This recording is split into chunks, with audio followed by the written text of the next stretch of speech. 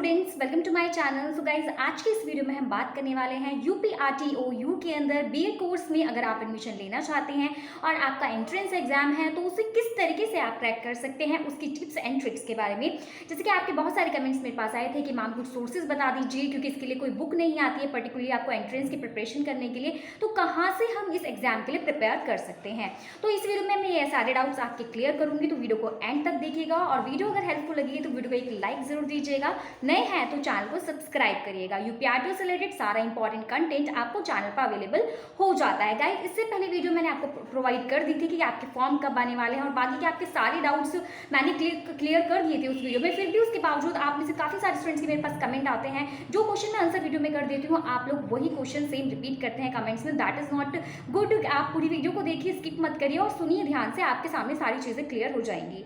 तो चलिए स्टार्ट करती हूँ आज की वीडियो को। तो हम स्टार्ट करने वाले थे यूपीआरटीओ का जो एंट्रेंस एग्जाम होने वाला है उसके एग्जाम के पैटर्न के बारे में। सो गाइज, यहाँ पर यूनिवर्सिटी आपके 3 आवर का एग्जाम कराती है और उसको मेनली 2 पार्ट्स में उसने डिवाइड करा हुआ है। जो फर्स्ट पार्ट है 100 मार्क्स के लिए रहेगा और जिसमें से आपसे जीएस और रीजनिंग में से क्वेश्चंस पूछे जाएंगे। 50 क्वेश्चंस आपके जीएस के रहेंगे और 50 क्वेश्चंस आपके रीजनिंग के पूछने वाली है यूनिवर्सिटी, जो कि 100 मार्क्स के लिए आपके पूछे जाते हैं।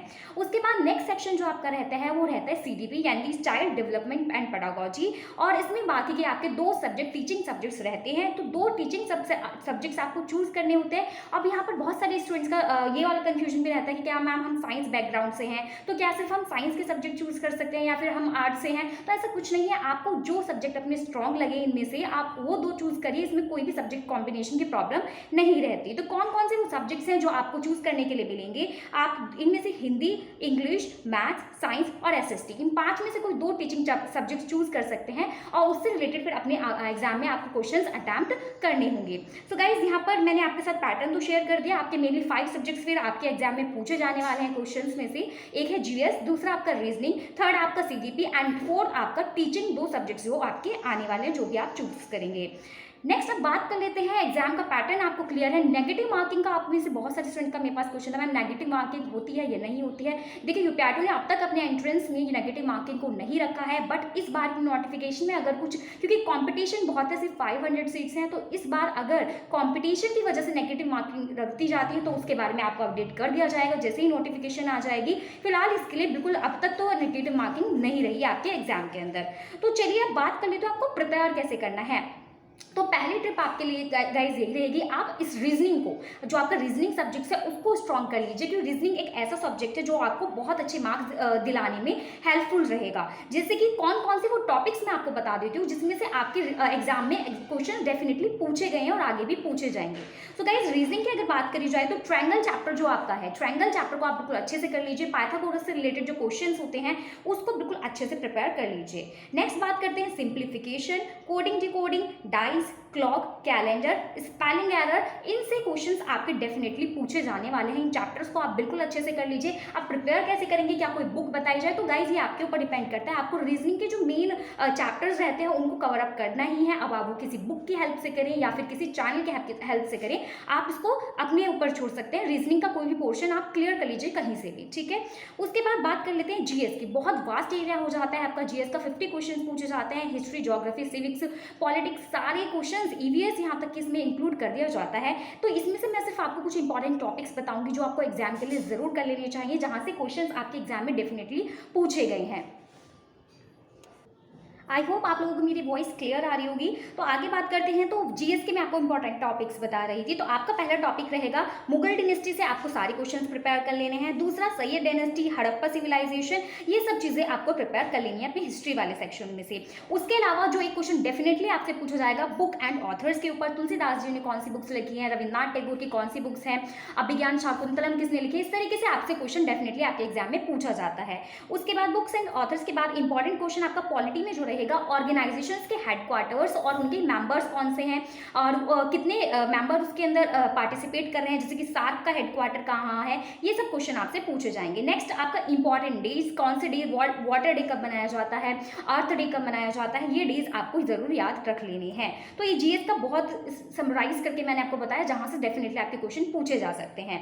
तो ये जीएस के बाद आगे बात करें तो साइंस सेक्शन में आपको जो टॉपिक्स प्रिपेयर कर लें जो जीएस में इंक्लूड होकर आपके पूछे जाएंगे वो पीएच से वाटर का पीएच कितना होता है, आपका ब्लड का पीएच कितना है, ये पावर ऑफ हाइड्रोजन आपको जरूर याद रख लेंगे, इनकी नंबरिंग जो है।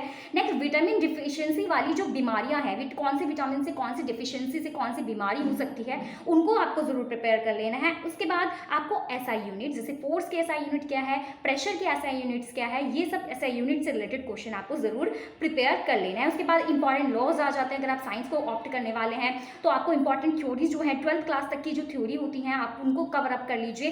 साइंस के लिए जो मैं कहूँगी आप मेजर या जीएस और साइंस के लिए आप लूसेंट की बुक को जरूर अपनी गाइडेंस के लिए हेल्प ले सकते हैं। आप लूसेंट की बुक से अगर प्रिपेयर करते हैं तो आपका डेफिनेटली जीएस पोर्शन आपका काफ़ी स्ट्रांग हो जाएगा और आप अच्छा स्कोर कर पाएंगे अपने एग्जाम में। ठीक है, तो रीजनिंग के लिए आप कोई भी ऑनलाइन सोर्स ले सकते हैं। जीएस के लिए मैंने आपको लूसेंट की बुक बता दी। नेक्स्ट सीडीपी की बात कर लेते हैं। तो गाइस दूसरा जो टिप आपके लिए ये रहेगी कि जीएस को कवर अप करने के बाद आपको सबसे अच्छा जो सब्जेक्ट रहेगा आपको स्कोर दिलाने के लिए वो आपका सीडीपी रहेगा, यानी चाइल्ड डेवलपमेंट एंड पेडागोजी, जिसमें से जो इंपॉर्टेंट टॉपिक्स आपको जरूर कर लेने चाहिए वो रहेंगे आपकी problems and psychology of disabled child. जो आपकी यूनिवर्सिटी है वो मेनली इन बच्चों को सेंटर ऑफ माइंड में रख के आपसे क्वेश्चंस पूछती है, तो डिसेबल्ड चाइल्ड की प्रॉब्लम्स और इनसे रिलेटेड क्वेश्चंस आपको जरूर प्रिपेयर कर लेने हैं। उसके बाद में मेंटल एज क्या होती है, क्रॉनिकल एज क्या होती है, और ये किसने इनको इन टर्म्स को दिया था, कॉइन करा था, ये सब चीजें आपको पढ़नी है। इसमें से 40 क्वेश्चंस आपके सीडीपी के पूछे जाएंगे, बाकी 30 क्वेश्चंस आपके 2 सब्जेक्ट के होंगे जो आप चूज करेंगे। ठीक है, आईक्यू से related question, syndromes, Turner syndrome क्या है, डाउन सिंड्रोम क्या है, ये सब सिंड्रोम्स के बारे में आपको जरूर पढ़ना है। टीचर स्टूडेंट लर्निंग के बारे में आपको पढ़ना है। लर्निंग अप्रोच क्या है, टीचर सेंटर्ड अप्रोच क्या है, ये सब चीजें आपको इस सेक्शन में कवर कर लेनी है। इंपॉर्टेंट थ्योरी जो है आपकी सीडीपी से रिलेटेड आपको वो जरूर कर लेनी है। पैडागोजी वाले सब्जेक्ट को, पैडागोजी जो आपका मेन पार्ट होता है सीडीपी में, उसको जरूर कवर अप कर लेना है कि कोई स्टूडेंट है आपकी क्लास में, उसकी बुद्धि लब्धि इतनी है या फिर वो इतना उसकी मेंटल एज है, तो बताइए वो उसके लिए आप क्या मेथड्स अपनाएंगे एज अ टीचर। इस तरह के क्वेश्चंस आपके एग्जाम में पूछे जाते हैं। आप चाहेंगे तो आप कमेंट सेक्शन में अपनी सजेशन दीजिएगा, मैं आपके लिए क्वेश्चंस की सीरीज जरूर लेकर के आऊँगी। अगर जो भी आपके एग्जाम में जिस तरीके से क्वेश्चन पूछे जा सकते हैं, आपने कहा था मैम क्वेश्चन पेपर अवेलेबल करा दीजिए, गाइस इसके लिए मैंने पूरी कोशिश करी, पर यूनिवर्सिटी ने पूरा क्लियर करा हुआ है कि आपका ये क्वेश्चन पेपर आउट नहीं किया जा सकता किसी भी सोर्सेज से, ना आपको पूरी यूट्यूब पर मिलेगा ना ही पूरी वेबसाइट पर मिलेगा। इस क्वेश्चन पेपर को लाना, जो आपका बीएड एंट्रेंस का क्वेश्चन पेपर है, इसको लाना बैन है।